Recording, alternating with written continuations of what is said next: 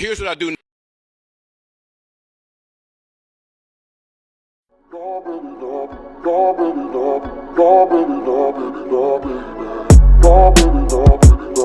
Yeah. Welcome to the Gunny Gumby Show. I can do it all, I will never fall. It's the Renaissance, you know that I got the mother sauce, man. You know I'm the boss, I know what it costs. Have you ever lost? I'm so versatile, yeah, I'm a Renaissance, man. I can do it all, I will never fall. It's the Renaissance, you know that I got the mother sauce, man. You know I'm the boss, I know what it costs. Have you ever lost? I'm so versatile, yeah, I'm a Renaissance, man.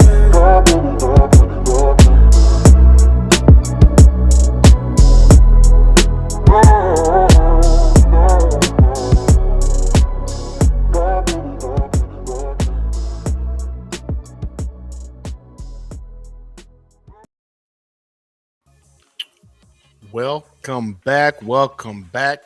That's what's up. Now I walked you. I was second. I beat you to it.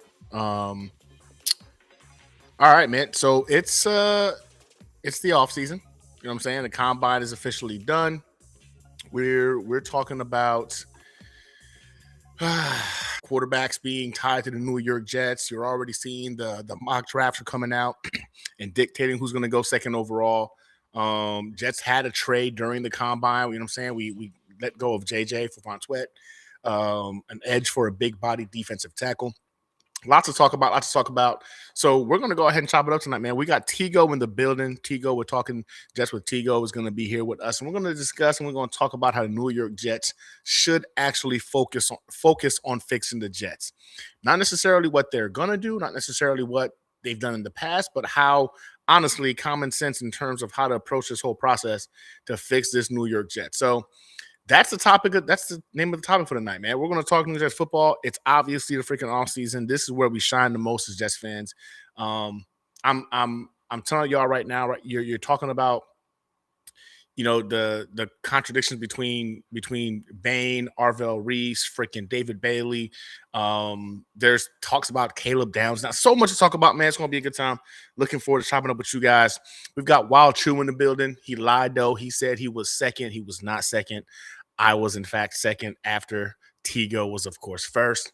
But appreciate you, Wild Chew, for being here. Definitely third then. No lies about that. Miguel, what's going on, brother, man? Appreciate you for being here. Chopping up with us at the Hangar Hangout tonight. Sonia Gomez, how you doing? Pleasure to have you here with us. Brian, what's going on, man? Nice to have you. Gangrene 44, hey, Jets fans. All right. So we're talking offseason football. We're talking about how the New York Jets can finally get this thing done right. I know there's some individuals who would much rather bomb this freaking season and see freaking Aaron Glenn freaking get the axe, right? But ultimately, I think in this situation, we're talking about how the Jets can actually get better. And without further ado, let's go ahead and get Tigo in the building. Tigo, what's going on, brother, man? Appreciate you. Oh, where'd he go? What's going on? Hey, there he is. What happened? What's going on, Tigo? How you been, bro? Pretty good, man. Busy. You know, Life, right? Yeah, life is life, and I feel you on that, man. It comes at you fast. I've already told you this already, man. I got a new driver on the road. My second daughter talking about she can't wait to get her permit at the end of the year. I'm about to have another teenage daughter. My daughter turns 13 in freaking a month, bro. It's been. I don't want to hear that. It's not fun, bro. It's not fun. Baby, my kids have finally gotten past that phase of where they're like you as someone who's had many kids, you know that there's like that weird, not weird, but it like out of nowhere you used to have like babies that were like round and squishy. Yeah. And then out of nowhere you blink like and now they're features. Just tiny humans. Yellow humans. Yeah, it's horrible. Yeah. That's the worst. And then you're just like, no, but what happened to the baby? And now they both talk and they talk to each other and they talk back. That's the worst one. Like, dude, you're 3. You have to wipe your butt. What do you mean no? It's part of the process, bro. It's part of the process. Man, listen, I'll say this. My parents used to tell me all the time, man, enjoy it while I could when they were little. Now my baby is my son. He's 10 years old, right? He'll be 11 years old in a couple of months. So it goes by fast, dog. Everything my parents told me about like enjoying it while I could, and I was sitting there like, yeah, okay, sure thing, cool. funny story, old people. I'm realizing they were 100% right? This is, as you get older in life, as we get to our big age, right? You start to realize like how much your parents were right about things. And Everything. this is what everything, bro. Like Not just some things, it's almost everything everything. they've ever told me, has come to fruition in life. So, yeah, man. And with that said, I mean, I guess I wish my parents would have told me what it meant to be a Jets fan when I decided to go ahead and go down this road. They unfortunately did not follow freaking NFL football when I was, choosing my team. So I didn't have any guidance from them. I became a Jets fan. And here we are going into year 16 with the playoff drought, one of the most embarrassing franchises in all sports. And we're talking about how to fix this team. How is it possible that we can potentially get this team back on track? We just had the combine. We just had a trade of a fan favorite in JJ, right? Getting traded away, reuniting back with Salah in Tennessee. We've got assets, man. We've got money. You just franchise tag Breece Hall. You got conversations about Tua with the Jets, Kyler Murray with the Jets. So much going on. So without getting crazy about it, first and foremost, I want to pick your brain, man. What do you think about the JJ trade that just happened a couple of days ago? I hated to see it happen because I was the biggest JJ stan, during that draft cycle. I loved his story. I loved his fight. I love like you just love a come up story of a guy who like never gave up. You know what I mean? I loved all of that, and I think he was working really hard. And early on, he showed signs of like, oh, like this kid might got it. And then the injury happens, and we all know that when you have these players that play these explosive positions, when something impacts their ability to become explosive, it takes too long to get going. And it was the right move to do. When that offer comes in, when Robert Saleh goes to the Tennessee Titans and tries to go get JJ, and the offer is Sweat coming back, you have to make that trade because you're not going to pay JJ if you're this new staff, right? Because he's not your pick. He's not your guy, and he's 1 year removed from an injury. Are you really going to sit there and bank on the kid and hoping that he turns into something when you have on the table a trade for a player who fills a position of need because you got to get an interior defensive lineman, and he's one of the best in the league at it, T'Vondre Sweat, as in terms of being an interior defensive lineman. I think you got to make that move. Again, I hate to see it go. I think the trade was a really, really good trade for everybody involved. It helps Saleh get his thing going in Tennessee and get his guys, and it helps us get some of the stink away of same old Jets and bring in some new life and guys that are good at football. That's fair. That's a logical take to the whole process, right? So I'll be the first to admit when I saw the trade flash across my ex talking about like breaking news, Jets trade JJ, and we get back Sweat. I was definitely more emotional about it than logical. I realize that now, you know what I'm saying, in hindsight. I'm a JJ fan. I love the fact that he gave it his all. I love the fact that he was about the hustle. He always seemed to say the right things. Those are the kind of guys I feel like you can go ahead and kind of build a culture around. Now, everybody will look at, his stat line and be like, nope, not enough sacks, not enough sacks. He was an edge. But people keep forgetting how much of an impact guy he was in stopping the run, how much of an impact guy he was against guys like Josh freaking Allen. Like JJ did his thing, right? You didn't see the double-digit sacks, and I understand that. But people are just dismissing it now as if like he wasn't a solid edge. He wasn't an elite edge. He was a solid edge. And for me, I felt like keeping him on board and you still go after an edge, in the draft this year because you've got some better potential prospects, made a lot of sense. You can't have enough of those edge players. You need those guys to get to the quarterback. It's how the NFL operates. But when you sit back and you realize this is really them switching to that 3-4 defensive front, it makes so much sense, right? Sweat is that big-bodied guy. And first thing I said was there were going to be individuals who were going to make the argument like, well, per PFF, he was a top 5 guy in his freaking position. And that's true. And per PFF, he was a top 5 guy in his position. And And when you start watching the dude play, he can give you a little something as well when it comes to getting after the quarterback, creating some pressure.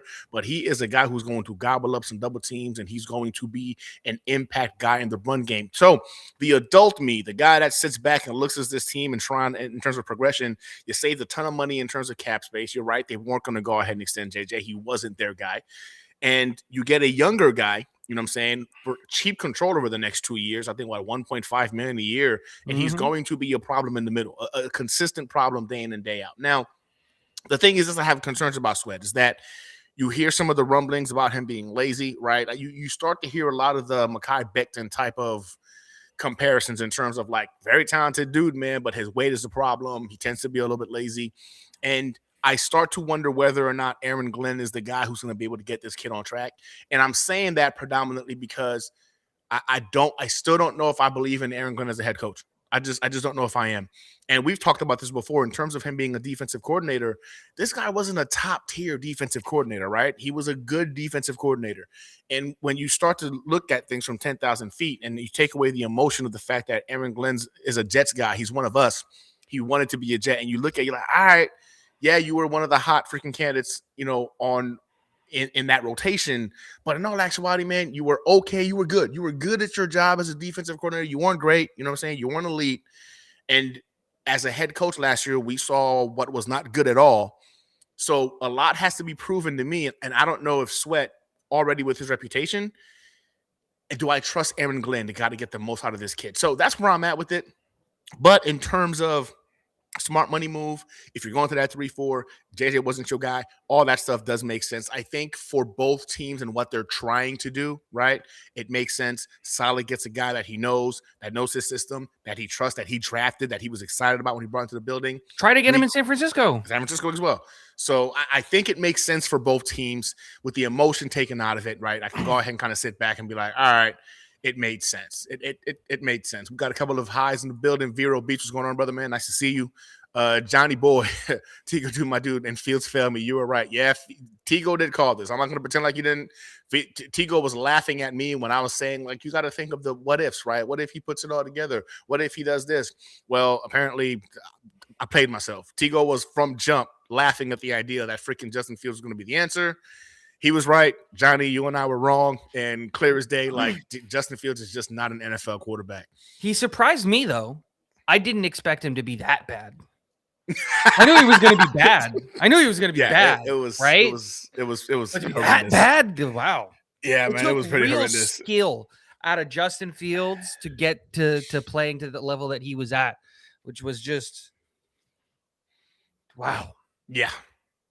Yeah, no, it was rough, man. I have no leg to stand on. There's no defending the guy. It was abysmal watching that man attempt to play quarterback. But boom, we got Enderman in the building. Just returning Gunny's beard white. Yeah, dog. Like, you see the gray. This started, man, about 2 years ago when I started doing the podcasting thing heavy, and I'm realizing, like, I kept putting myself out there on a pedestal, kind of hoping this Jets team was gonna have my back, and when I'm talking shit and trying to support them, and I keep getting punched in the face. I keep getting laughed at, so the gray started coming in. You would think I got 4 kids. This is where it came from. Nah, this is from being a Jets fan. This is me from being a Jets fan. Miguel, I feel like the JJ trade was to set up to draft Bain or Bailey at 2, and 100%. I think after the trade gets done, and to be honest with you now, I don't think it's Bain. I think once you let go of JJ, I think in terms of going that 3-4 front, you're going to need a dude that can kind of stand up as well, get after the quarterback, put their hands in the dirt. Can I ask a question? Go ahead. You said it a couple times, and I wanted to wait, but I can't. What makes you believe we're going to a 3-4? What makes you think that we're going to go to an odd man front? Why get rid of JJ? Why get rid because of the money? You're not going to pay JJ. You're not going to pay JJ. You've seen him a year in your scheme, and Devondre Sweat addresses the biggest issue that this defense had last year, which was you were so easy to run against up the middle. Even when you had Quinnen, you were so easy to run up against the middle. And I get it. He's a nose tackle, but like, I just statistically speaking, Glenn never ran a 3-4. I'm looking at the current personnel we have on the roster, right? You get rid of JJ. Will McDonald is really your only true edge, right? Clemens is definitely not coming back. It doesn't like they're going to resign him. They didn't tag him, so good riddance. So you're prioritizing those big bodies in the middle. You got Phillips, you got Briggs, and then you went out and you got Sweat as well, right? So now you got those three big bodies in the middle. I just think, to me, man, you're going to use McDonald as your speed rusher. You're going to get another rusher in this draft class, and I do believe it's going to be one of two guys, and I don't think it's Bain anymore. And when you look at the personnel, it screams 3-4, right? Like, I disagree. So you think they're going to stick with I'm just saying, if you look at the statistics of the NFL, the modern NFL, I think it's over 70% of all defensive formations called in the entire NFL are on even man fronts. So that's 4 guys in the box. Because like 80% of the NFL is run out of the nickel. You don't run the nickel out of an odd man front. You don't run a nickel with 5 guys or 3 guys. You run a nickel with 4 guys.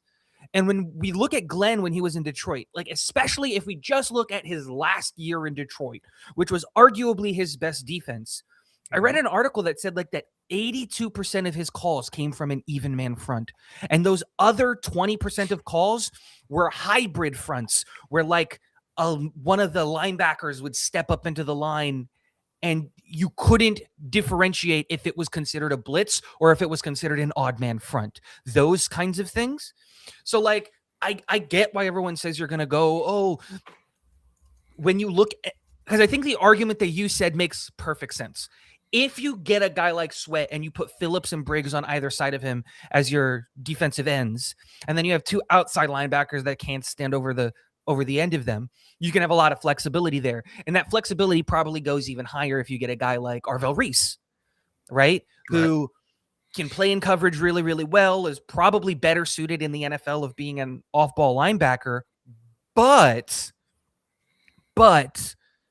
you have the conversation of like how well developed is his pass rush skill set, but he has one, right? I just don't necessarily believe, I don't know. I just don't necessarily believe that we're going to go into a odd man front, because just in the modern NFL, even teams that are supposed to be base 3-4 run nickel 65% of the time. And you don't run nickel out of an odd man front. You run it with 4 guys. So then that's my take. No, that's fair. But again, if in the draft they double dip on edge, right, then I think I feel more comfortable with that analogy that they would potentially go to. I just look at the way the personnel is laid out, man, and for me, it just and I'm in the realm of believing they're going to mix it up. I don't think it's going to be strictly a 3-4 front. Right? I think they're going to mix it up. But the personnel right now favors that approach, and this is why I look at it and I go that route. I think most people are believing that's the reason why you go and you get a big body like Sweat. The dude's like what, 360? He's a big fatty, big fat, 360 350, 3'4", 360. Yeah, he's massive. He's massive dude. So because it allows you that versatility to go ahead and use those edge guys to get to the quarterback because he's clogging up the middle. So again, makes sense to me. But again, you obviously pulled up some data points on it, right, to go ahead and kind of get a better clarity. I think right now with this current season coming up, Aaron Glenn is going to have to maximize the talent that he has at his disposal. I don't think he's going to have the luxury of playing games. I don't think he's going to have the luxury of trying to tweak it to where the personnel has to fit his scheme. He's going to have to maximize the talent he currently has on the roster if he wants another shot at being the head coach or another shot at another free agency and draft session. NFL draft next year. Otherwise, he's cooked. I think he's fired. So this is when I look at that and you look at the personnel, understanding that he has to be able to maximize what he can get from this roster, that it makes sense. But if your data you're pulling is there, you're pulling, again, analytics is one of the ways you're able to gauge, your takes. It's hard to argue that. I would bet that it's going to be a 3-4 front based off of the personnel. But of course, we won't know until after free agency and after the draft. We don't know who they're going to go ahead. Trey Hendrickson apparently got told he can go ahead and test free agency. There's a lot of ways you can go ahead and add those edge rushers you would need to run that even front. So again, hard to argue with you. This is just what I'm feeling based off of the personnel. I think most people are just going off of a gut feeling when it comes to that. So when it comes to that, right, let's talk about this. So the combine just went down. And originally, I'll be the first to admit, I was a big fan of Arvell Reese early on in the season. Mm-hmm. Then I shifted to Bain, Mm-hmm. and I've been Team Bain for a minute. That combine, man. Sonny Styles at 2. Make it happen. Sonny Styles. Make it happen. And I love Sonny. I wanted Sonny at 16. I So wanted I wanted him him at 16 before too? the combine. I wanted Sonny at 16. But now I'm like, damn. I wanted to trade back and get him at 6 or 8. Yeah. That's what I wanted. Sonny Styles, to me, is a freak, man. You're talking Go get about him. a guy who, I mean, he's It's what, the best 200 combine performance ever. of all time. Ever. I'm This sorry. guy There's not a is- single player who's had a combine performance like Sonny Styles in the history of this game. Listen, Ever. Sonny Styles is 6'4", 240, 245 pounds, and he moves like a safety. He ran a 4.4 something. It's gross. It doesn't even make sense. Humanly speaking, a human shouldn't be able to move like that. Like, Sonny Styles would immediately erase the issues we've had guarding athletic tight ends over the last decade. Gone. You could put him on any tight end you want to in the league, one-on-one. I'm fully confident he could hold his own. The dude Tell was him a to spy freak. any quarterback in the NFL, and Yeah. then he's wrapped up. Yeah, Wrapped up. 100%. Doesn't matter. Any of them. All of them. Josh But then- Allen, right in his pocket. Lamar Jackson, right in the pocket. Patrick Mahomes, right in the pocket. If Aaron Rodgers wants to come back for the 19th year, right in his pocket too. Like, it doesn't matter. You're not going to be faster, more athletic than Sonny Styles. And then you put all of that together with the fact that he's got a really, really, really high football IQ. Yeah. He's almost never in the wrong position. Like, a lot of people were like, I'll be upfront and honest right here. I'm not an Arvell Reese guy. I'm not an Arvell I'm Reese not guy. either, man. I'm not. I'm And- not. Okay, let me be very specific. I'm not an Arvell Reese guy as an edge rusher. Yeah. Let me be Off-ball very linebacker, specific. Yeah, off-ball linebacker. the dude Completely can play different. ball. If you're Can play ball. telling me, Yeah. hey, you're gonna go get him and you're gonna put him at middle linebacker, I'm on board. But you can't pick that at 2, unless it's like a guy like Sonny Styles, because he absolutely blew up the combine, right? But besides the point, I look at that and I go, Arvell Reese got a lot of hype and a lot of attention because of like the double-digit sacks and all of the things that he was able to do in and around the line of scrimmage. And that's because, well, we all know that the line of scrimmage dominates football. If you're not a wide receiver, or if you're not down by the line of scrimmage, you're not going to get a ton of attention. That's why we see players like Caleb Downs, who is easily probably one of the best players in this class, not getting a ton of attention because he plays a not sexy position. It's why a guy like Jeremiah Love, I think, isn't getting the attention that he deserves because he's a running back. Yeah. Right. And a lot of these wide receivers are good, but I think they're also kind of being a little bit overhyped because they're wide receivers. But going back to it, Arvell Reese was able to do what he was able to do because it did not matter what happened behind him because you had Sonny Styles there. 100%. Oh, and also had Caleb Downs there. So not only was the deep third completely covered because Caleb Downs had it from sideline to sideline. Oh, so did the middle third was completely covered because, oh yeah, Sonny Styles had sideline to sideline. Like, the fact that Ohio State didn't win a natty with those 3 guys on defense, everybody should be fired. Yeah, no, it's insane. Everybody should be fired. All of them. Because it's... At this point, I've gotten to the point after that combine, and again, when I came into the combine, for me, it was Ruben Bain. The Arvell Reese thing, I get it. He's a freak specimen, but when you watch a lot of his games, right, like, you didn't see it enough on Saturdays. In my opinion, for the guy to be that much of a freak, you didn't really see it enough on Saturdays. Again, off-ball linebacker, baller, freaking baller. But the whole thought process of bringing him in to be your edge to get after the quarterback because of his measurables and what he can be, I don't understand the gamble. I don't understand the gamble. Right now, he's more of a project, I guess you would say, at edge. And people are arguing like, well, if he sucks at edge, then, you've got a great off-ball linebacker. Cool. But at 2, that doesn't make sense to me. At 2 and not grading out. Yeah. Doesn't make anywhere sense. near high enough to be able to go to 2. That's the thing. But if you're Sonny talking about Styles- Arvell Reese at 8, I'm on board. But if you're talking about Arvell Reese at 2, and you don't know where he's going to play, you don't know if he's going to be an edge, and your backup is linebacker, what if he doesn't work at either one of them? That's the scary part. That's like, and I think he works in the NFL. I think he comes in. I think if he goes to a right system who can actually develop talent and like get him going, I think that there is a chance that he goes there. But for every Micah Parsons, there's who did the Arizona take that was also like a freak athlete? Oh yeah. You know who I'm talking about. I know you're not about. Like super long, super lanky. Long, yeah. Didn't know, but he fell into that same kind of category. Where it's like, dude, we don't know what he's going to be. We don't know if he's a linebacker. We don't know if he's an edge rusher. I will just take him really high to be an edge rusher, and then he flames out. There's way more stories of that than there are of Micah Parsons. 100%. Micah Parsons is an outlier. He's an outlier. He's not the standard. He's an outlier. Yes. And I think in a situation like this, the only real answer is going to be Sonny Styles or David Bailey. I think at 2, if you're staying there to pick, you got to go one of those routes. I would prefer Sonny Styles. I would love Sonny Styles. I hope that he's done enough to really make the front office and Muji and AG really contemplate that he's the guy. But yeah, ultimately for me, man, the combine blew me away. And again, it's not just that. It's that Simmons. physical... Thank you, Dino.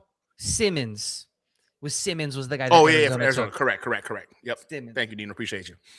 Like I don't understand the gamble with Reese at number 2, and I get it. This draft class is not sexy. It's not, but just go get freaking. If you want the edge rusher, go get freaking Bailey. But if you want the guy that can get after the quarterback, that can go ahead and cover, get Sonny Styles, man. The dude can do a little bit of everything. So I think that the fear about that, though, is the Alex Galcone guy is going to be a hot target for Aaron Glenn. And I'm wondering if that's going to be enough to kind of like freaking, you know what I'm saying, like push him off of getting a guy like Sonny Styles. We got a super chat from Lou B, Super Jets fan. Appreciate you, Lou. 49 super chat. My biggest fear is we don't take Ty at 16 or move up for him, and he totally balls out. We need a QB so bad. P.S. I would trade Brees and take Love. Though. You're not like I get it. One, I get the whole thing with Ty Simpson. But I think the problem is that you're taking a guy that needs to sit and you have a staff that doesn't have the ability to give him the time to sit. Yeah. That's the first thing. So he's going to be forced to play year 1, and that's a problem. And Ty Simpson also isn't so good of a prospect that I would want to give up any type of assets to go and get him. And whether or not you like it or whether or not you want it to happen, just we're going to end up with one of Tua or Kyler. No. We're going to end up with one of those guys. No. If we go with one of those guys, then congratulations to freaking AG. He'll be fired by week 8, bro. I'm not saying that it's a good. This is not saying that this is what I want. What I want is Glenn never hired, but I can't have that. No, you can't have that, right? That's I can't have that. That's not an option. That's off the table. But when you look at the Jets objectively, we're one of the very few teams that's going to be able to offer Tua straight up a starting job.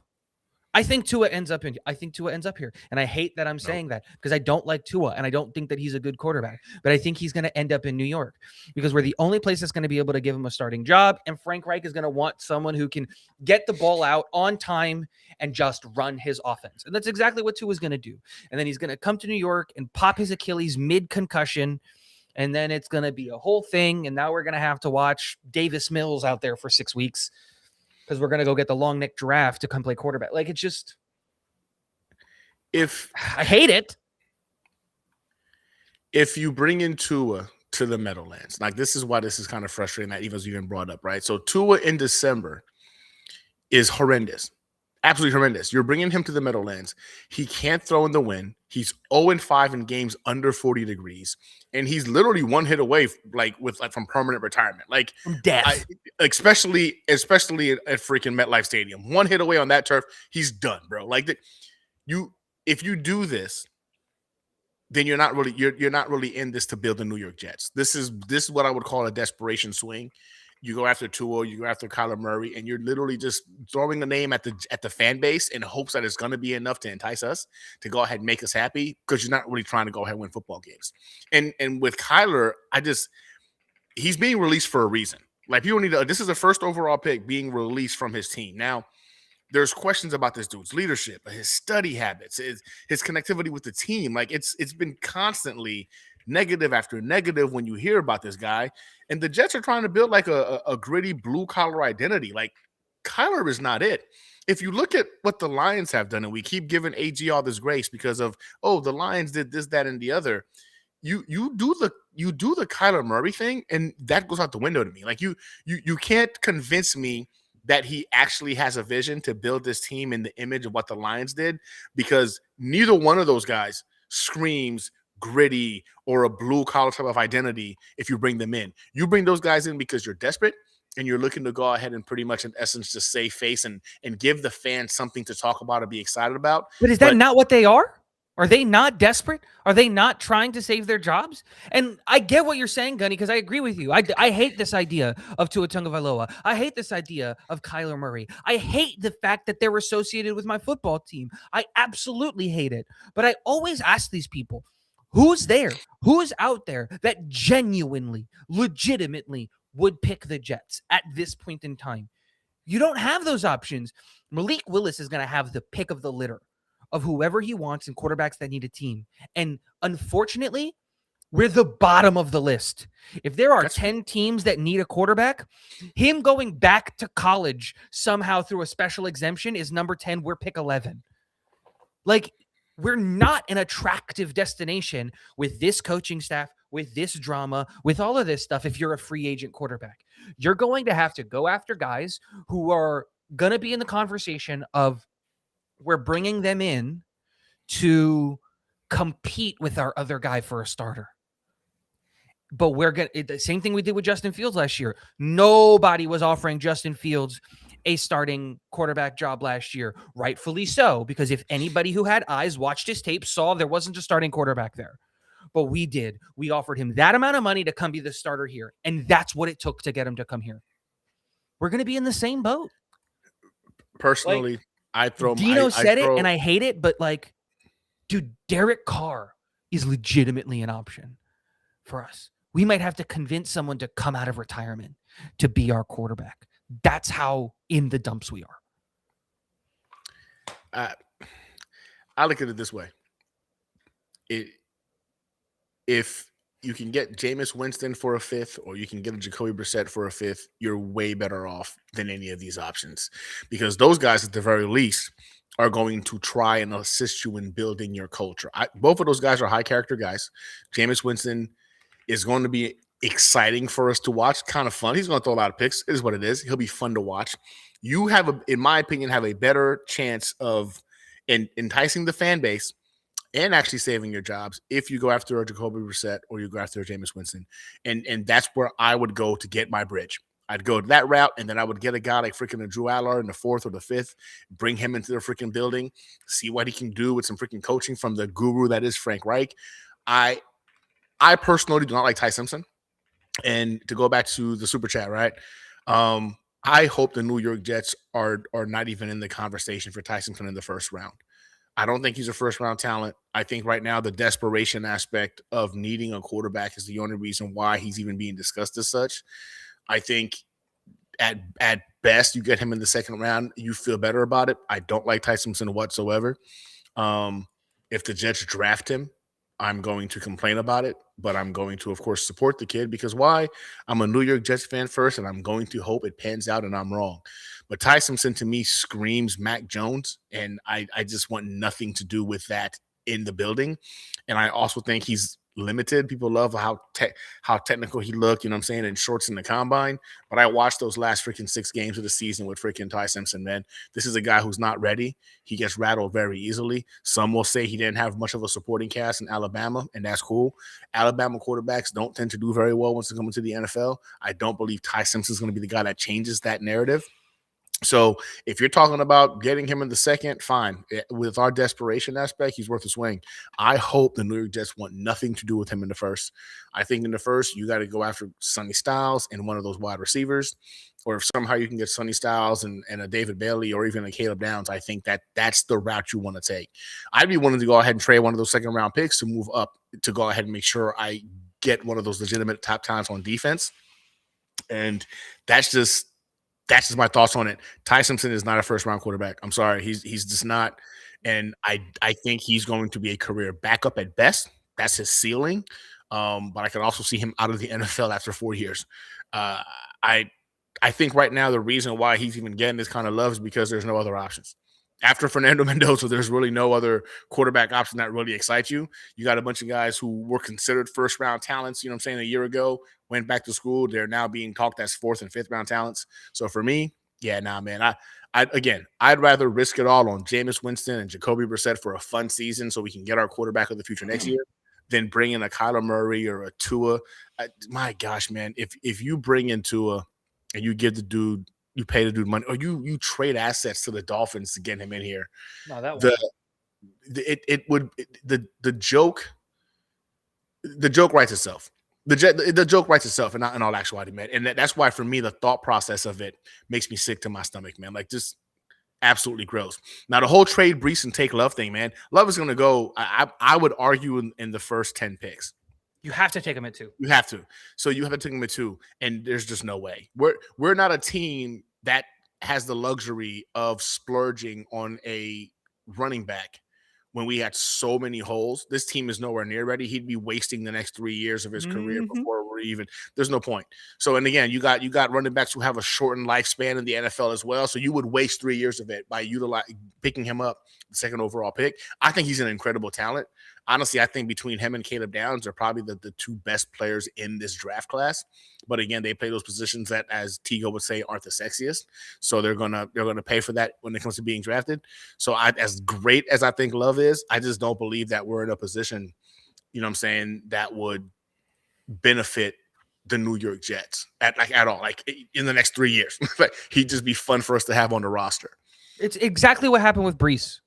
Yeah, We took Brees, yeah, but much higher caliber. I think Love is much better than Brees. Let me be very clear there. But like, it'd be a fun couple of years having a running back that can just kind of do everything, but like we would waste it because by the 100%. Time we're ready to compete, it would be his year 4. Yep. And then you're not going to pay a running back.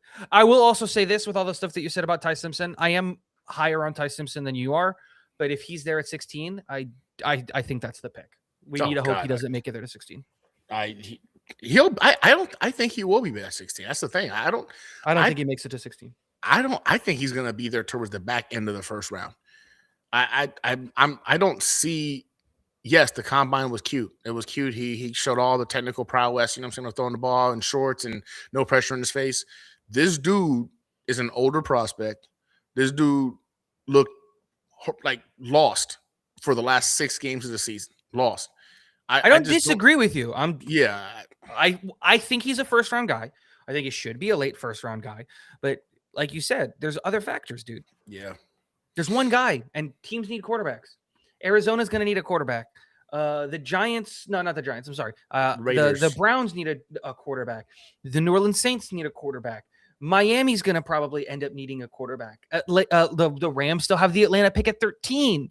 They could take a quarterback. Like, there's so many teams here that are going to be in that position where they're going to try to take a quarterback, but also let's not forget that this is smoke and mirror season to give you a little bit of like it might be a thing of just put the story out there that we're going to take Ty Simpson at 16 to try to force somebody to trade with Dallas, to try to force somebody to trade with Cincinnati, or hell, if he gets to 16 and have a team like the Pittsburgh Steelers and go like, we were going to take, you want Ty Simpson?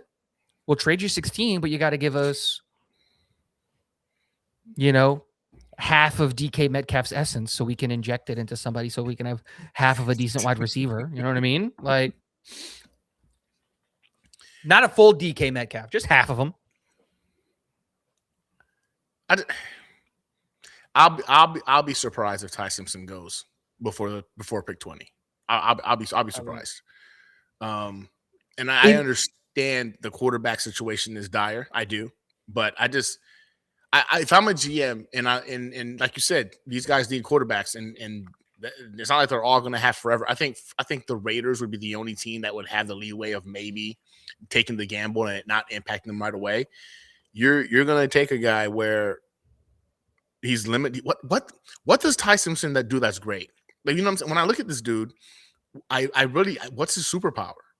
He doesn't have one. He doesn't None of have these one. guys do. It's a bad quarterback class. It's a bad quarterback class. That's the thing. It really is. We're staring down the barrel of another 2022, except for the fact that we actually have a quarterback that's worthy of going in the top 10 in Fernando Mendoza. And then everybody outside of that is a question mark.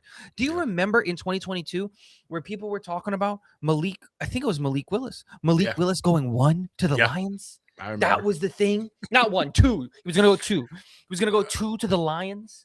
That was the big shakeup. Oh my gosh. And then none of the quarterbacks went. And then we had to wait till was it 18, 20 before Kenny Pickett went? And then the next quarterback went in round 3. Everybody thought that it was going to be Kenny Pickett, Sam Howell, class. Malik Willis.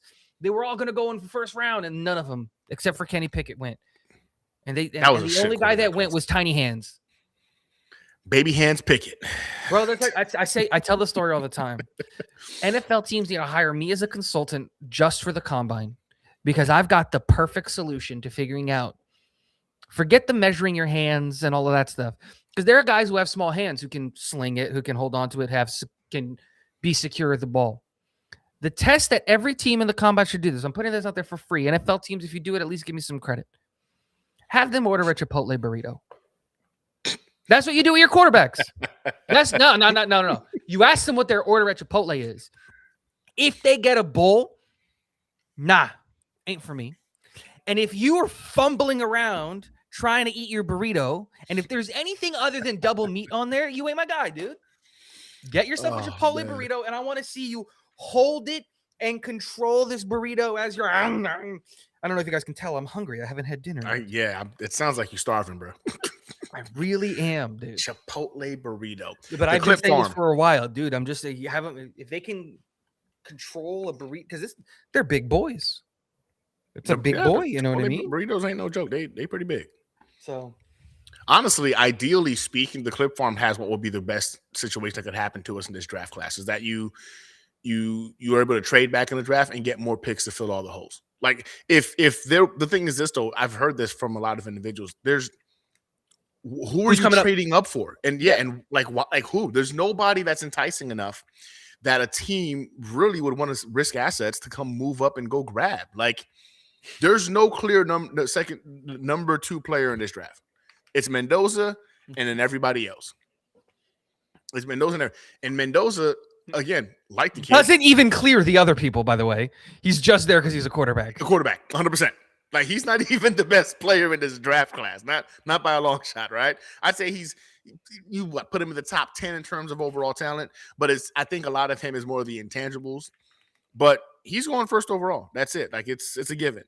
After that, it's a mixed bag. And then who's giving up assets to move up to pick, you know what I'm saying, between a bunch of individuals, right? So, yeah, I would love that to be the case, Clip Farm. I really would. I just don't think that's going to be feasible because there's nobody exciting enough that I think is going to entice some general manager to go ahead and sacrifice assets to move up for in this draft class. I think you might have a conversation now. You might have a conversation with a guy like Sonny Styles in the terms of maybe you could convince a team to come up, right? But you could just wait till 4 and not give as much because I don't think the Cardinals are going to take a linebacker regardless of what happens. And I don't think the Titans are going to take a linebacker regardless of what happens. So you end up with the first team that could take a linebacker being the Giants. Now, I don't think they should take a linebacker, but it is a need. And you have a really good one. So then why not just wait to go talk to a head coach who has shown a history of more than willing to trade back in Robert Saleh? Yeah. Honestly, I think the JJ trade kind of showed the cards to everybody what the Jets need to do or going to do. I think edge is going to be the direction they go with. And I think, unfortunately, it might be Arvell Reese because he's a hot name. All right. But if you want the edge, I think Bailey makes more sense personally. But at the end of the day, I think Arvell Reese is the hype guy. And they're looking at his ceiling and what he could potentially be. And to them, I could see them really telling themselves, yeah, he could be our combination of Sonny Styles and freaking Bailey. He can get after the quarterback and play the linebacker thing. So I do think it's going to be Arvell Reese. I would prefer Sonny Styles or Bailey. Sonny Styles is my number one. I would love Sonny Styles. I would take Bain. You would take Bain? I would take Bain. Elaborate on that. So you're still on Team Bain even after. Okay, and this is my stance on this, and I understand, right? Because I watched the kid play. I think he's a monster. I think Ruben Bain is a freak, right? But when you start talking about the arm length and you're looking down, again, statistically speaking, you're looking at historical data. It doesn't end well for him in terms of being able to be who we've seen in college at the NFL level against those bigger, faster guys with those long arms who can go ahead and make things difficult for him. And again, this is pick number 2 we're talking about. Do I think Bain can play football at the NFL level? I do. I do believe Bain's going to be able to play football at the NFL level. I would go as far as to say that he might be a guy that makes a couple of Pro Bowls doing what he does best, get to the quarterback. But I do believe that his ceiling has dropped a bit, right? When you see just how short his arms are. Like, we knew they were short, but my gosh, they're short. 31 inches barely. That's concerning. Especially for the number 2 overall pick. That's concerning. I totally agree with you. So there's a couple of reasons why I'm not totally out on Ruben Bain. I agree with you. I think the arm length question is a question. It is a concern. I'm totally there with you.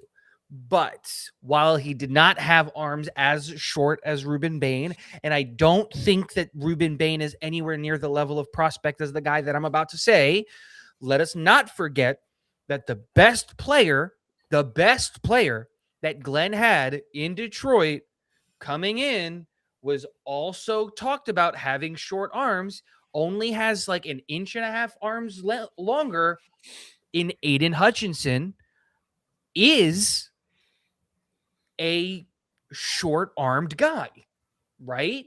He's a short-armed edge rusher. He graded out in the bottom 10% of arm length. Where he won was in his height. He's 6'7". Yeah. Right? But when I look at a guy like Ruben Bain, I think the on-field tape shows that, you know what? He can do it. He can do it. So I think that his floor is really high. But also, I just don't love the idea. And this is not me trying to dog on a guy like Reese or Bailey or any of these other edge rushers in this class. But I just have a really hard time looking at the New York Jets and saying, okay, we're going to get another 6'3", 250-pound edge rusher. We have one edge rusher on the roster right now, and it's Will McDonald. Yeah. And he's 6'3", 250 pounds. So now you're looking and you're saying, okay, David Bailey is 6'3", 250 pounds. Is that really what we need? Is another Will McDonald? And then let's I'm not talking about skill set. I'm just talking about straight up size. Right. Straight up just size. And then it's like, okay, maybe it's not Bailey. Maybe it is Arvell Reese. Okay, 6'4", 245?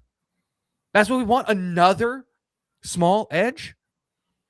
And so for me, this is why Sonny Styles, I've been a Caleb Downs guy until the news came out about Caleb Downs. I wanted Caleb Downs at 2. I said, F the positional value. Caleb Downs is one of the best safety prospects I've ever seen in my life. Go get him. After the knee stuff came out, I'm really concerned. Well, but to be fair, that was proven to be false. Is it?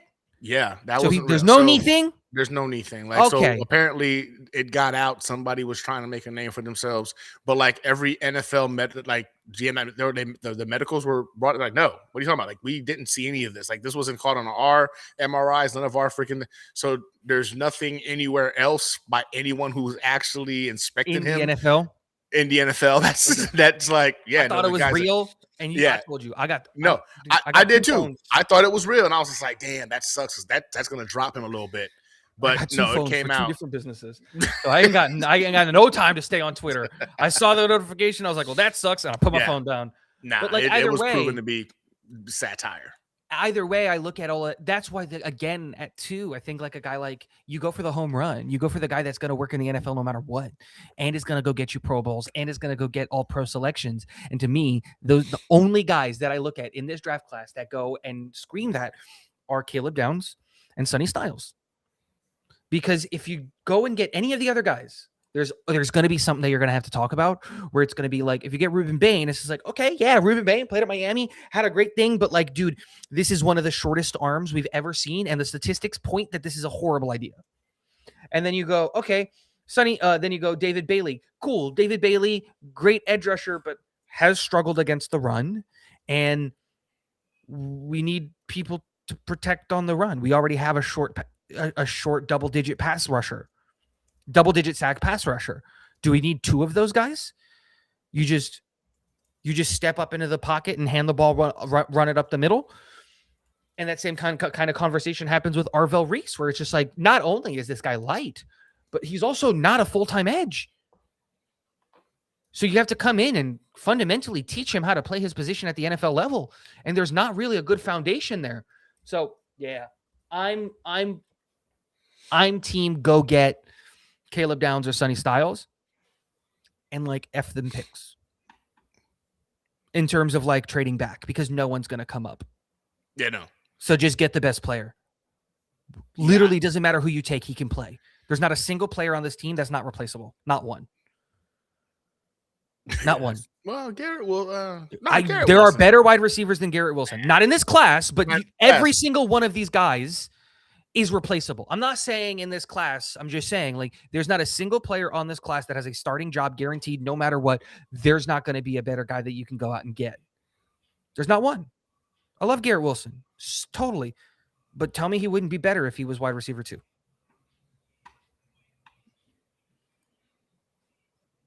Not even wide receiver 2. What if he was wide receiver 1B? What if we had Nico Collins? How much better would that be if we just had Nico Collins? I think Garrett's better than Nico Collins. No, but I'm just saying he had a running partner. Oh, no, 100%. If we get another wide receiver in there. I said, yeah. I wasn't. 1,000%. You're right. I'm not saying Nico is better than Garrett. I'm just saying, like, but there are, like, if you were to tell me, like, oh, we're actually going to do the fake thing and trade for Joe Burrow, and we're going to go get Jamar Chase in that trade as well, and we're going to trade all of our first-round picks for as long as we have Joe Burrow. Like, yeah, Garrett, guess what? You're wide receiver 2 now. Deal with it. That's Jamar Chase. Yeah, no, that's fair. That's fair. What are you going to sit here and do, bro? Like, shut up. That's Jamar Chase. We got a super chat, another one. Miguel Padilla. Appreciate you, brother, for the $5 super chat. All right. So he's saying, be patient, everybody, for QB. Jets have 3 picks in the first round next year. Colts will likely suck. Cowboys aren't going to be much better. And I'm in that boat. I think next year is the year we get our quarterback. And Miguel, you said it beautifully. Like, we've got to be patient in this thing. A lot of people right now are thinking we're going to suck this year, guys. Like, we're going to suck this year. This is going to be the year we break the drought. We're going to miss the playoffs again. I think the ceiling for this team will be 6 wins, but we're going to be in the conversation. Huh? That's generous. Bro, I'm just saying ceiling, and I'm just saying based off of what we're going to, if the draft goes well, free agency goes the way we think it's going to go, your ceiling is 6 wins. I think personally, we're looking at, if we're being honest, 3 wins, guys. This is gonna put us in that top 3 pick situation. We're really in the conversation to get the first overall pick next year. We're guaranteed a top 6 pick. Worst case scenario with 6. 100%. Worst case scenario 6. And I think we need to be ready for this. I think that we need to stop looking at this year as this is gonna be. It's gonna be painful. It's gonna be another painful year. Glenn's gone by week 8. I agree. I don't think Aaron AG makes it through the season. This is gonna be a tough season for us. So again, I think we've got to get in the mindset of just looking at this year and looking at the end of the rainbow. That is the draft class for next season. And that's another reason why a guy like Kyler Murray doesn't make sense to me. Because Kyler Murray doesn't move the needle. He's going to get us an extra. I would say Kyler Murray would probably come in here and sneak in 2 extra wins that we shouldn't have won. I'll give him that. He's probably good for 2 more wins. And what's that going to do? Drop us from the first overall pick to pick number 2? He's not the answer, man. He'd be a Band-Aid that prolongs the suffering. Exactly my point. That's the point. But that's what they need to do. I think that's the best shot they have at saving their job. If I'm Muji, I think I've shown enough to Woody to where I rate the opportunity to pick my own coach, since I didn't pick AG. So if I'm Muji, I'm looking to make the New York Jets better, right? The roster better, and AG's feelings be damned. I agree with you, but better, right? But I think that argument works against you because Kyler and Tua are going to come in on the league minimum. I don't think they make this roster better. You're talking about, but that's the those point. two guys They in. don't. That's the whole point, Gunny. They don't. Muji is an AI robot. He understands he can't get the quarterback position better this year. He can in 2027. Look, and let me be very, very, very clear. I hate these two guys. I do not want them on my football team. I would scream and riot, and I'd be the first one with the pitchforks and the Molotov cocktails marching down One Jets Drive to burn it down. Burn it down. Let's move the team to London. Like, I'm done, right? I'm totally there with you. But if you're Muji, what you need to be able to do is just sell Woody on the fact of, let me do 2027. Let me do 2027. We did the thing that Glenn wanted. Glenn didn't want me to take a quarterback in the 25 class. He didn't want me to take the quarterback in the 26 class. We have all of this ammunition. Let me take my guy in 2027. Oh, and guess what? We don't have to worry about any other quarterback money. We don't have to worry about any other quarterback on the roster because intelligently, I gave Glenn exactly what he wanted. He wanted a veteran. I got him a veteran, and I only paid that veteran $1.7 million to come on this team, and that's it. Let me get my guy. Let's reset the quarterback room. And I think that that's the conversation. If you're Muji, which Rich Cimini came out today and said that, was it today? Over the last sometime during this week said that if Glenn were to be gone, depending on how this draft goes, Muji has built up enough goodwill to survive the head coach. That he's built up enough goodwill to survive the head coach. I think the best way to do, because what are you going to do? You're going to trade a pick for Jameis Winston, who has 2 years left on his contract? That's what you're going to do? I'd love it. Give me Jameis. I love Jameis. I want a Jameis. If Jameis came, I'd buy a Jameis jersey because I love Jameis Winston. That's not even a joke. I'd buy a Jameis jersey. That's what's going up there to answer. Johnny asked what jersey is going to go up there to replace it. I was like, ask Gunny. He gave me this one, but it was going to be like, it's going to be a Jameis jersey. I'll go get a Jameis jersey without a doubt. But like, you're going to trade an asset? That's what you want to do? If you're Muji, that's what you want to do is trade an asset? I don't know about that. Now, you know what? Yeah, if Muji's playing chess, I guess, yeah, let's give AG what he wants. And it's an easier mark. We know Glenn is playing Go Fish, right? Oh, like, yeah. That's what Glenn is playing. Yeah. That's where, but he's playing Go Fish with like Uno cards, so it's not even right. Like, he's just in the wrong. We know Glenn has no idea what he's doing. We've learned that. But Muji has made very, very good and intelligent moves that have positioned this team to really be successful post Glenn. And so that's where, when I think about everything, it's just like, Muji has put himself in the driver's seat of this team. He's now looking at, how do I get Glenn out of this place? How do I bring in my guy? How can I build this team? The best way to do that is to get a quarterback that's not going to get you wins, but maybe that's what they did with Justin. That's what Glenn tried to do with Justin Fields. That's what Tua does. 1 year, league min. Come on. Let's see. And you get to play Miami twice. So what happens if you beat them? We won't, but what happens? You would not beat Miami, bro. Somebody said something that I thought was kind of funny because I think it's absolutely true. No, Jay Martinez, I appreciate you for the comment, bro. Titans will make the playoffs and be better than the Jets in 2027, and I think that's 100% accurate. Guaranteed. Salah will make it to the playoffs before the New York Jets get this thing figured out. I think that's 100% guaranteed. And they're going to win a playoff game. Yep. They're going to make it and win a playoff. They're going to get one. Yeah, 100%. 100%. Yeah. Beyond a shadow of a doubt. Is this even a conversation? Yeah, this isn't a debate. Like, if this was a Cowsey moment here, I would definitely freaking sign up on Cowsey. Bet the house. Bet the house on it. Bet the house on that one. That's happening. Yeah. Jesse says Aaron Glenn is getting 3 years, man. I disagree. Listen. I think there was a part of Woody that wanted to fire Aaron Glenn this year. I really do. I think that Woody wanted to fire Aaron Glenn this year. This is also why I think Woody told him, like, shut up and color you. I'm not giving you money to pay another freaking defensive coordinator. You figure it out. That's what I'm paying you all this freaking money for. I think there's a little bit of animosity in terms of the way he set Aaron Glenn up to go ahead and find a whole new coaching staff? Because everything Just flipped. to- Not enough 100%. people remember that. Yeah, It was all 100%. conversation. The whole conversation was, I'm not going to call plays and I'm not going to Yep. do this. I want to Yep. find a defensive coordinator. And then from one day to the next. Next. Everything changed. I'll be calling plays. It was like right after he We're came not out and bringing said, in no, Wayne I'm here to Fidel. be the head Yeah. coach. I'm not here to be the defensive coordinator. The very next day, Wink Martindale falls through the thing because he's calling the defensive plays. It was guaranteed. Wink was already in New York, ready to sign the papers. It 100%. seemed like that's where we were headed. And then out of nowhere, after Glenn comes out and says that he's not going to call the plays, 2 or 3 days later, oh no, I'm calling the plays. That the was billionaire gave him a phone call. Yeah. The billionaire gave him a phone call and was like, what? I'm paying you $10 million? And you're not even, the thing that you're supposed to be good at, you're not even going to go do? No, go do your job. Go do the thing that you're supposed to do. That's not the marks of an owner who's got all the faith and confidence in his coach. He's going to go prove to me you're worth my money as to what I'm giving. That's what he was pretty much told. You're going to prove to me that you're worth this freaking money. And I'm sorry, I just don't think they're going to have the pieces to be able to do it. And again, I don't know if Aaron Glenn is a guy, right?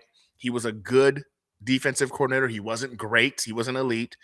And we just saw last year he looked abysmal as a head coach. Again, year 2, can he somehow change the historical data? Can he be an outlier and turn things around? I guess it's feasible, but the data is not on his side, man. Like the historical facts state that Aaron Glenn is destined to fail more so than he's destined to succeed. And I think Woody didn't fire him. Don't know why. I think if you have the balls to go, I think the money aspect is probably a big key of it. Maybe it just made him feel sick to have to eat up, 3 more years. Yeah, another guy. I think that hurt a little bit, especially which is probably why. Aaron Rodgers, he just paid Aaron Rodgers $100 million. Exactly. I think that's why. That's the only reason why AG's got a job right now. And when AG wanted to go ahead and hire his freaking no, you're not doing that. Show me you're worth my money. Is what you got. Show me you're worth my freaking. I'm paying you $10 million a year. You're going to be the head coach and the defensive coordinator. I'm not paying you to go ahead and get a top 3 defensive coordinator. I do not think he's on the hot seat. I don't believe he's got 3 years guaranteed. He's on the hot seat. And if you don't see improvement next year, I'm telling y'all right now, I don't think he makes it through the whole season. I think if you don't see wins, I think Woody's not in the game of this is going to be a rebuild. Yeah, same here. That's not what he is, because everything is down. I don't know if you guys are paying attention, or if you've seen all this stuff, but all of the numbers on the New York Jets on a whole are down. Viewership on YouTube is down for stuff with the New York Jets because it's hope and belief is at an all-time low. Sales are at an all-time low for any of the merch. I said, I'm not buying any new merch. Season because there's no holders did not renew their season tickets. Finally, Jets fans are like, I'm sick of this shit. They're done. Putting their money where their mouth is. And a lot of this is in direct response to Aaron Glenn.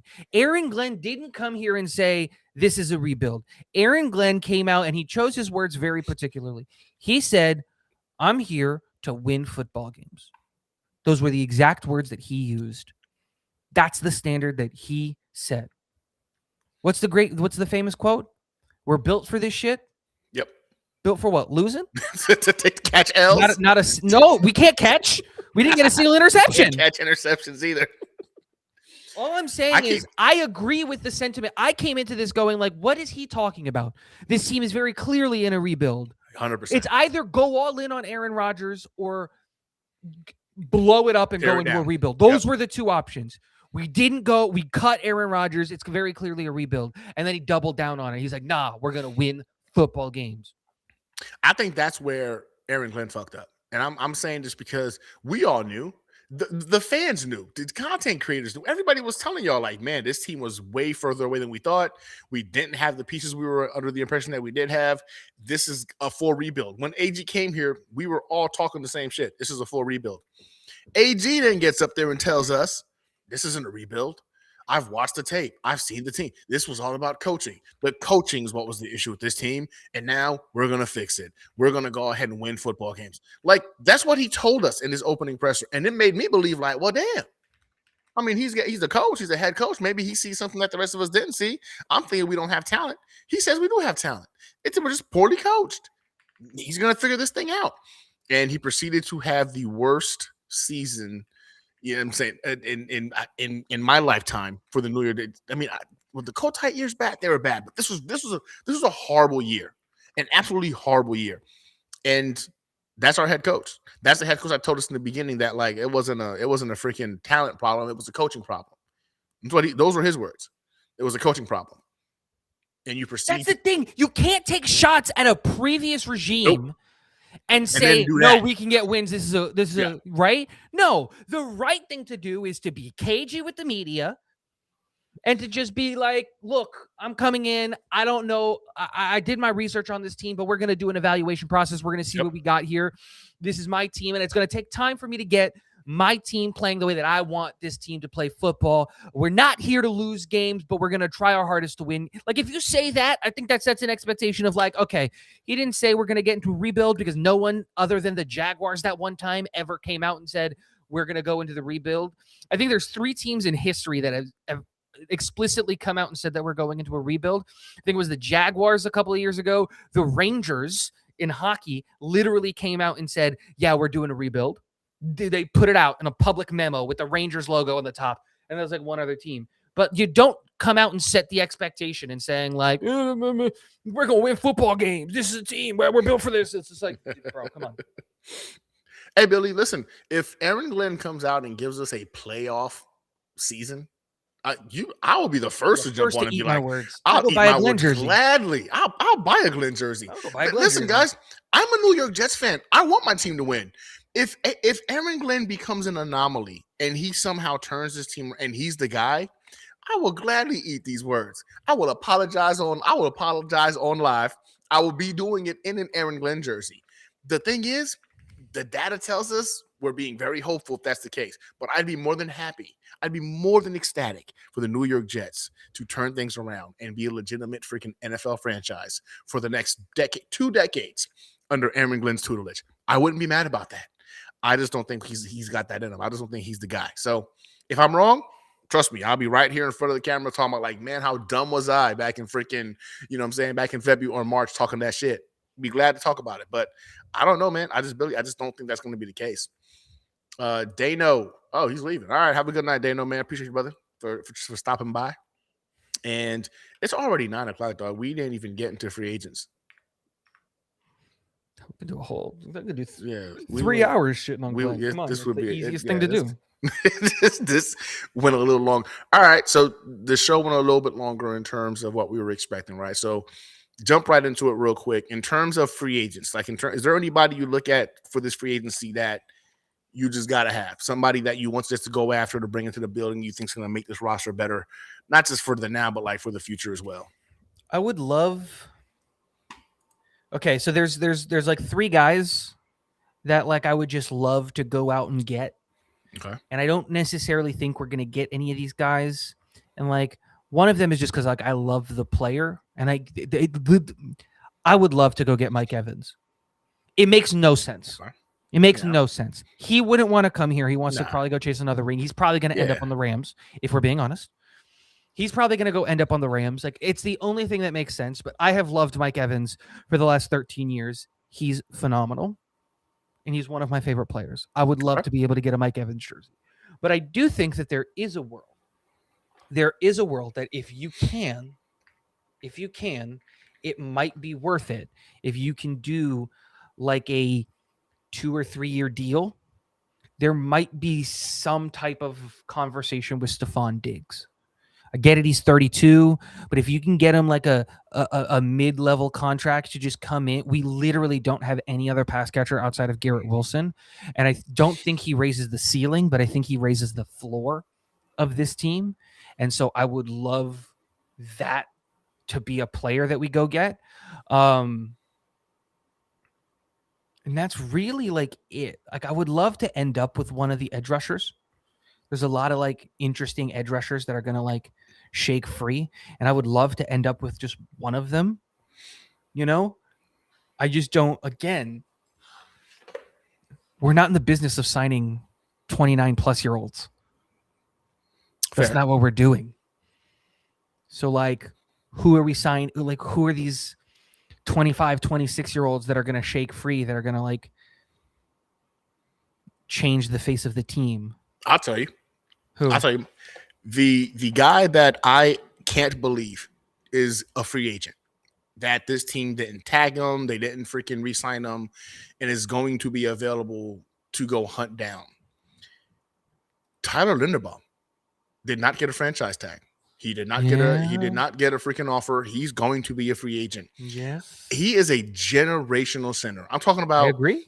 this guy is solid in the A gaps. We're going to get a young QB next year, whether we decide to get a guy in Allar this year or you bring in somebody that's interesting. Nevertheless, he's going to be the guy next year. He's only 20, I think 25, 26 years old, like you just said. He's young, and he's been a top center in the NFL since he's been in. I don't know how the Ravens will let this man walk. It makes zero sense. I wanted him in the draft. I did too, so badly. I wanted him so bad in the draft, and now he's available. Tyler Linderbaum is the guy. So you're going to – let me ask you this question then. I agree with you. I love Tyler Linderbaum. The reason I didn't bring him up is because – so, like, he's going to get Creed Humphrey money. Yep. Right? Yep. Creed Humphrey got $72 million. Mm-hmm. Average per year of 18. Yep. He's going to over – so the minimum for any team signing is going to be 18.5. That's the minimum. Yeah, I think we'd have to pay. He's going to get 19, probably. Mm-hmm. So what? And here's my thing.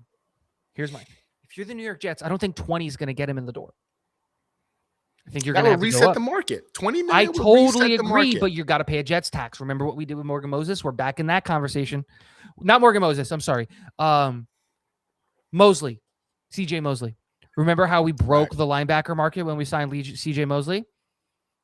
Yeah, we're going to have to do that with Tyler Linderbaum. So the question has to come back. And if the answer is yes, I'm all on board. I'm with you. I would do it. But would you give him 21, 22 per year for 4 or 5 years? Yes. Obviously, you structure the contract so there's an out after 3 years, and it's like half of it. You know what I'm talking about, the cap shenaniganery. But would you give him 22 over 5?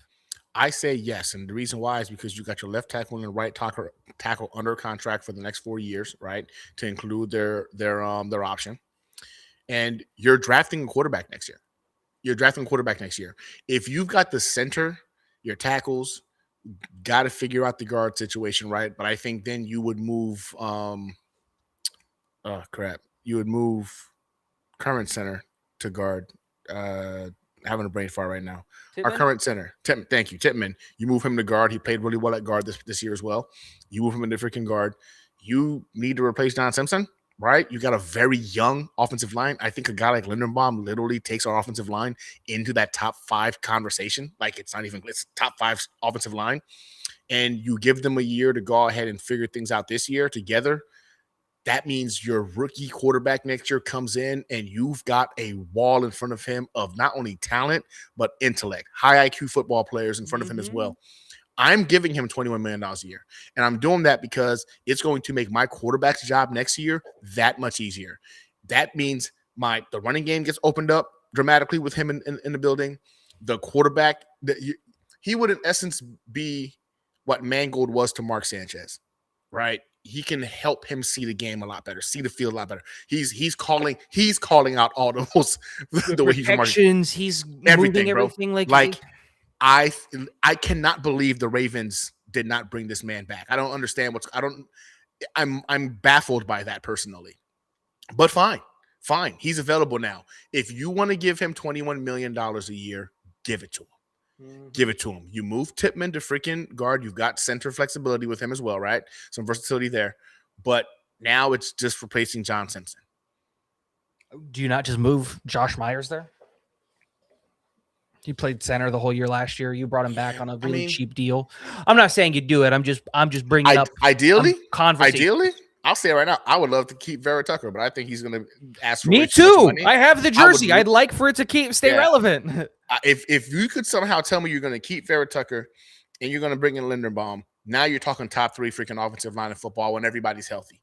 That's a top 3 football line in football when everybody's healthy. Now, the draft that I think we're going to end up with, this is my ideal because I would love to bring in Vera Tucker, but I think we ultimately end up this way. I genuinely believe you're looking at Arvel Reese at 2, which again, I'm not the biggest fan of, but like Vega at 16 wouldn't surprise me. Now you have an offensive line left to right of Olu, Vega, Linderbaum, Titman, Membu. Ooh! Then you just call up the Mannings and be like, bros. Hey, Arch, Look at this offensive line. you You don't really gotta wanna come talk here? to Arch. You just call his dad and be like, look at this offensive line. He could have a Nah, tea man. party back here. He could have a tea party back here. Archie, I mean, you got to call Granddad. He's calling the shot. You got to call Granddad. You know what? Gotta You're call right. Archie. You got to call Grandpa. You got to call Granddad. Grandpa. Look at this Look offensive what we did. line. Look at the O-line. We did this for him. This is for him. He's going to be and you upright. guys owe us. And you guys owe us because Peyton went back to school. Come on. We didn't forget. Make it right. We didn't forget. This is your chance. Make it right. I'm telling you, man. If Linderbaum gets in the building, and I'm with Charles on this one, whatever he wants. He's a stud. Whatever he wants, bro. If you get him in the building, you pay the man, you keep him in the building, because it's not just the value of what he's going to do for your offensive line this year, what he does in the running game. It's what he's going to do for the young quarterback you're going to have to draft next year. You're going to have to draft one next year. And if you're afraid of somebody running back to college because it's the Jets, when you're showing them that you've created a foundation for them that's going to allow them success, and we're going to put one of the best offensive lines in football in front of you, top 3 O-line, right? I think it's going to be hard for a quarterback. Young O-line. Young, exactly. Top 3 young O-line. Like you're going to grow with these guys. It's going to be kind of hard for anybody who's trying to come out of college, who's looking to have success and actually believes in their skill set and themselves. And I think, yeah, I can work with that. That will be a offensive coach too. That's the thing too. Offensive minded head coach, get him in the building, bro. Like, listen, hey, Muji, make it happen. I'm telling you right now, man, Tyler Linderbaum, he's that dude. He's that dude. It's going to be expensive. It's going to be expensive, but this is the guy that can grow with your franchise quarterback you're going to draft next year. You're in essence investing in the success of your franchise quarterback by bringing in Linderbaum. That's what you got to look at it. You're investing in the success of your franchise quarterback you're drafting next year. So for me, that's the one guy. I'm also a big fan of Alec Pierce, right? Like if Alec Pierce gets brought into the building and you can couple him with freaking Garrett Wilson, I wouldn't be mad at that either. I see that he's a free agent. Mike Evans, I love Mike Evans. I'm with you on that one. I love him. I just don't think that. No, it's not realistic. There's nothing. There's no reason, right, for you to come to. We're not even a playoff contender. For him to come here, a lot of things would have to go wrong. Significantly. A lot of things would have to go wrong. Yeah, bro. Significantly so. Yeah, I don't see that happening. But Alec Pierce, I mean, yeah, you'd probably pay a tax for that too. Listen, if you can get me Linderbaum, I would consider free agency a massive success. I'd give free agency an A+. If that's the name you bring in, that's the big name, fine. A+. I'm giving you an A+ on that. So, yeah, man. I mean, I think ultimately the whole point of today's show was just being realistic about where we're at as a team. Like we're not going to be good this year. We're just not going to be good this year. It's going to be a painful 2026. We need to be prepared to suffer this coming year. And honestly, so much. Don't be shocked if it's uglier this year than it was last year. Don't be shocked by that. I think we should see some improvement if you're getting the right pieces in the building. I don't believe in the head coach. I don't think the ownership believes in the head coach. And if the quarterback options you're talking about is going to be Tua or Kyler, then like you're legitimately going to see some just. I think the locker room might start to stink a little bit with those two guys in the locker room. It's going to be ugly, guys. You might just buckle up. It's going to be an ugly freaking season for the New York Jets. But the pot of gold at the end of the rainbow is a top 3 pick that gets you one of those stud quarterbacks coming out next year. And Jay Martinez says it perfectly, man. We've been suffering. You know what I'm saying? What's one more year? We've been dealing with this for 16 years now, guys. What's one more year? One more year. We got to get the quarterback right. I'm sick and tired of us just missing out on that franchise guy because we won one game more than we needed to. And this is coming from a guy that roots for wins constantly. And I don't ever look at the draft as being the end goal. But knowing this purgatory that we've been in, I'm over it. I just want this team to be relevant again in my lifetime. And at my big age, I'm only getting older. So I would like for that to happen sooner than later. So for me, if we got to go ahead and take these L's, that are coming in 2026. So be it. Just get us a franchise quarterback in this building in 2027 and an offensive-minded head knows what coach. he's doing. Yes. Preferably an offensive-minded head coach because that is the way now. That is the way. I just don't understand how in like the span of 10 years, we've had one of the worst offensive coaches I've ever seen in my life in Gase. Yeah. And in the same decade, go and have one of the worst defensive head coaches we've ever seen in my life in Adam Gase. In Aaron Glenn. Like, I just don't. How do you do that? Like that, you have to try to do that, right? Like that's what Woody is trying to do, right? Can't collect records for winning, so we're gonna just collect records them for losing. Yeah. Is that what it is? At this point, you got to start to wonder. Maybe that's the approach. Is since we've sucked so bad, you know what I'm saying? Like, why not just freaking like be great at it? If you're gonna suck, just be great at it. Be great at being bad at this thing called football. Oh man. Jay Martinez, I live in Chicago. Not a lot of Jets fans out here, but me. I live in Houston, Texas. Jay Martinez. There's oddly enough a lot of us in the Houston area, but we're just spread out all over the place. So there's not like it's hard to kind of like get a group of us together on one side of town to watch a Jets game. You had to go to the Jets bar that's in like the middle of downtown Houston in order for you to do that. So I feel your pain, brother. Would you pay Tyler $30 million over 3 years? That's absurd. Is that $30 million a year or $30 million over 3 years? If it's $30 million over 3 years, he's not taking that money. He's not taking that, no, right? Because he's gonna get 19 easily. But if it's $30 million a year, geez, now we're just getting dumb. Yeah, he's great. I think he's great, but it's still center. $30 million a year is gross. I would be willing to go up to 22.5 a year for Linderbaum, and I would feel comfortable with that. And I would sell it to myself as we're investing in the development of our franchise quarterback for next year. That's how I would be okay with paying $22.5 million per year. $30 million per year is absolutely gross. There's just no way. It would suck to see him walk, but it is what it is. If that's what he's asking for. Jesse goes, I swear Woody is using the Jets as a tax write-off somehow. Hey, man, he's going to be able to calculate a lot of losses this year because from a lot of people that I'm hearing from are not going to games. They're not buying jerseys. They're not buying merch. Like it's. I think this year Woody might feel how pissed off we are as a fan base. More so than any other year. Like we've all been very hopeful and we've bought into the offseason. We've won the offseason and thought that's going to be. But at this point, I think we're all just pissed. And there was a bunch of Jets fans that I know that did not renew their freaking season tickets, man. They're done. They're like, nope, I can't do it. I'm not doing it anymore. And honestly, yeah, I think he's going to feel it this year. But like you said, though, he'll be able to go ahead and use it as a tax write-off because he's going to have to be able to calculate a lot of losses when it comes tax time.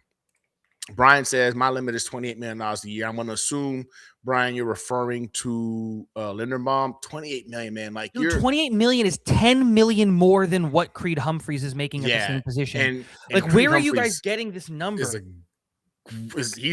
He's the only other person. Yeah. It's Tyler Linderbaum or Creed Humphrey is the best center in the NFL. Yeah. In what world is Tyler Linderbaum getting $10 million more than Creed Humphrey? So the number is 20. I think what they're saying is that's how much they want. That's how bad they want this guy. Like, I think, Brian, what you're trying to say is like, that's how much you would want him on this roster, which I can appreciate because I do believe like he's a stud, but yeah, man, I'm at 22.5, and that's significantly resetting the center market by doing that. $28 million a year, man, like that's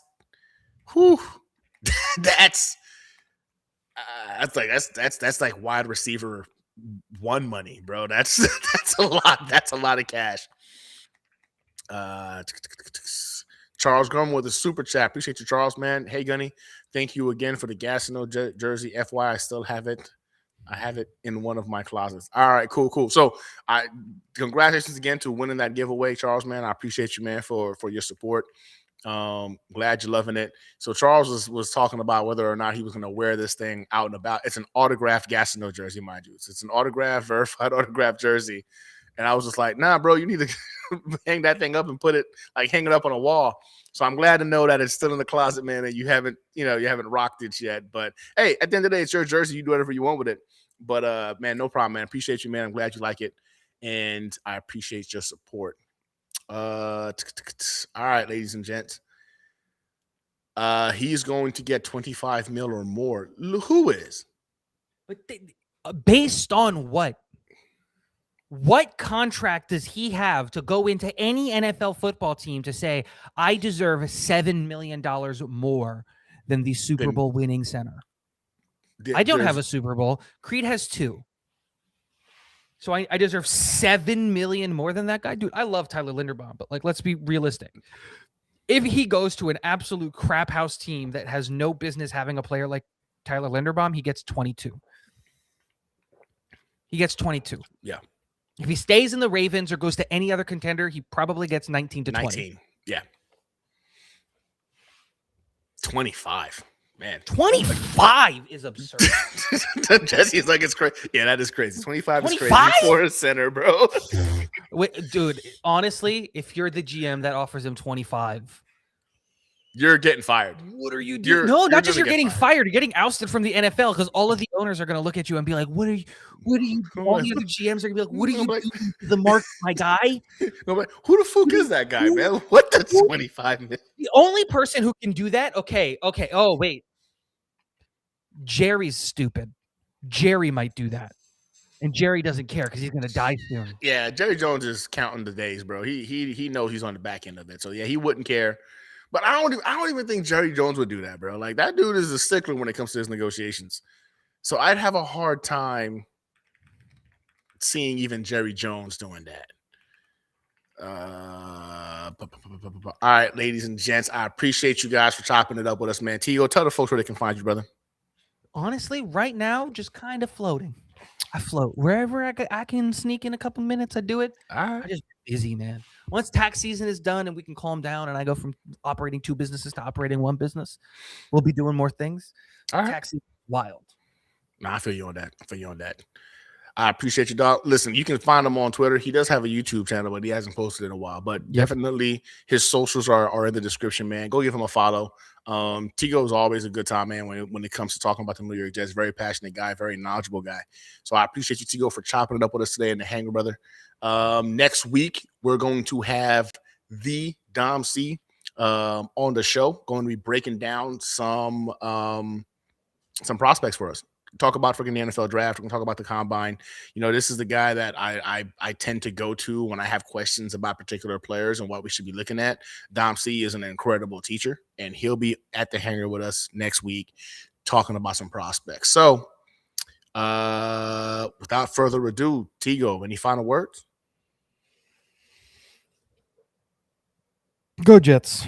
Even through all of this random stuff. Go Jets. Always, bro. It's always go Jets. I appreciate y'all, man. Y'all have a good night. We'll see you guys at the Hangar next week. I can do it all, I will never fall. It's the Renaissance, you know that I got the mother sauce. You know I'm the boss, I know what it costs. Have you what a loss? I'm so versatile, yeah, I'm a Renaissance man. I can do it all,